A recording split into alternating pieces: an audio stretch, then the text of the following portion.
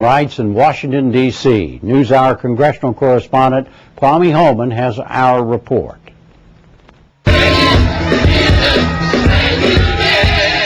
Thousands of Washingtonians, including longtime activist Reverend Graylin Hagler, turned out this afternoon to rally for the right to a full vote in Congress, something residents here have never had. It's a continued nagging issue for us because we live like anybody else in the United States. We have our homes, we have our neighborhoods, we have our aspirations, our hopes and our dreams that can be shifted by anybody else, and we don't have the power or the voice or the vote to begin to hold back the types of political agenda that is often thrust upon us. The federal government, which has governing control over the District of Columbia, D.C. as it's known, allows the city's residents to send one delegate to Congress. For the last 17 years, Eleanor Holmes Norton has been that person. She is permitted to vote in committee, but lacks full voting power on the House floor, where final legislation is approved. My constituents want to vote because on major issues they feel deeply. And they feel denied. They feel denied when they can't open the paper and find out how their representative voted on XYZ. They believe in democracy. They believe that if I could vote, they could have an effect on issues. And they're mad that they're not allowed to have that effect. Norton represents the nearly 600,000 people who make up the district, 3/4 of whose registered voters are Democrats. More than half the population is black.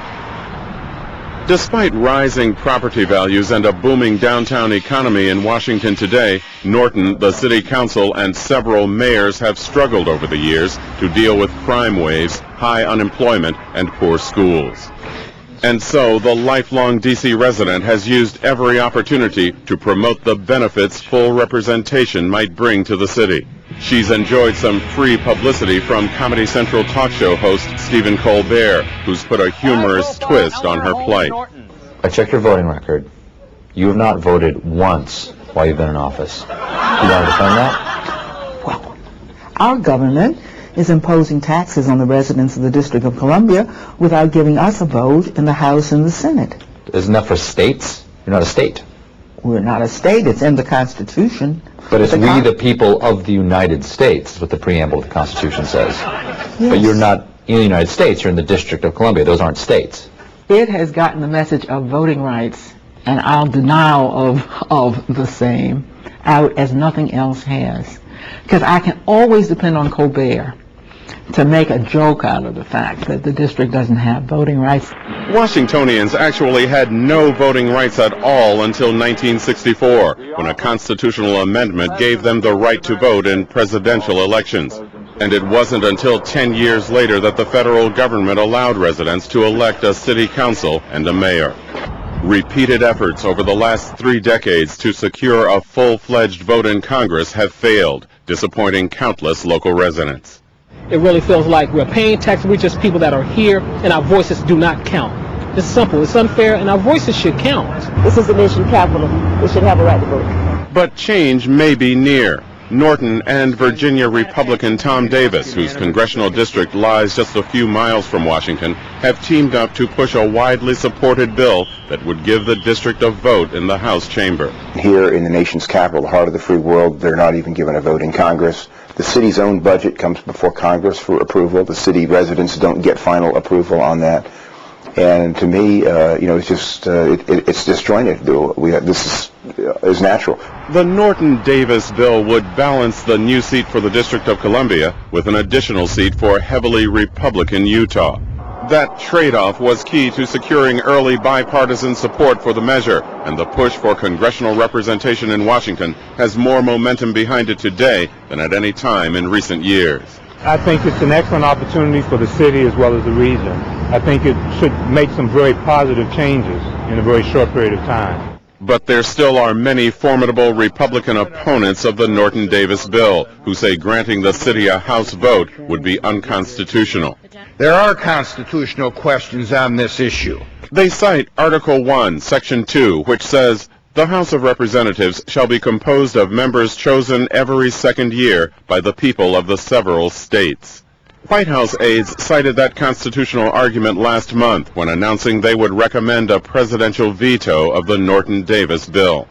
Election law expert John Fortier defended that reasoning. Well, the Constitution decides who's represented in Congress and not Congress itself. Congressman Davis questioned the strength of that argument and his opponent's motive for using it. You have a lot of members who are opposing this, saying it's unconstitutional, we need a constitutional amendment. When you go up and say, well, will you join me then in supporting a constitutional amendment to give the city right to vote? They say, oh no, I won't do that.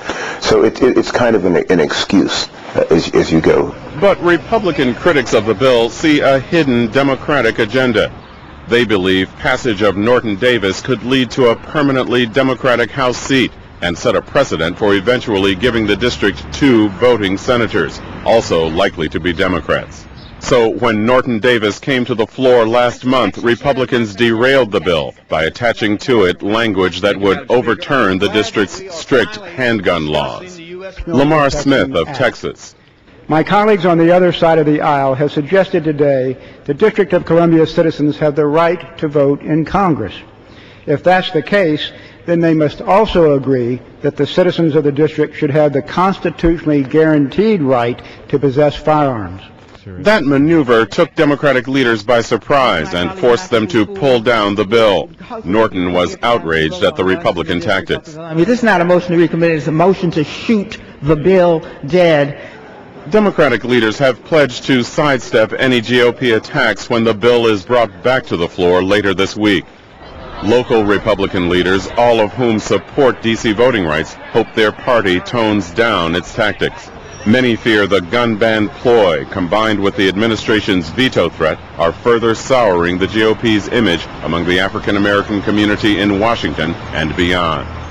Bob Cable is the city's top Republican official. Well, I think it's very damaging. I think it will damage urban Republican parties like ours, because I think it will be one more reason that Democrats and others will say you shouldn't be voting Republican if you're an urban dweller. It upsets me. It really does. It really does. Many of the city's longtime residents feel that those opposing the Norton-Davis bill are interested only in keeping control of Washington in the federal government's hands. To have Congress oversee our own progress here in the district seems a little micromanagement style to me. You know, let the district run its own affairs. Norton hopes to bring her constituents a real vote, and she remains cautiously optimistic. Well, you know, when they asked Martin Luther King how long, he said, not long. And I've got to believe that most people thought we would never get this far. And it's going to be a struggle. That's what living here in the nation's capital has been for 200 years. We never got anything without struggling for it. If the House approves the D.C. vote measure, it still must pass the Senate before going to the president's desk.